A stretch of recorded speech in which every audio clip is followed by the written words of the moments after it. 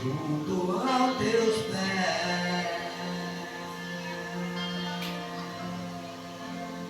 pois prazer maior não há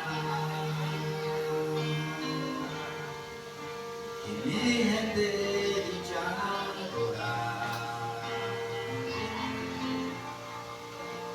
Tudo que há em mim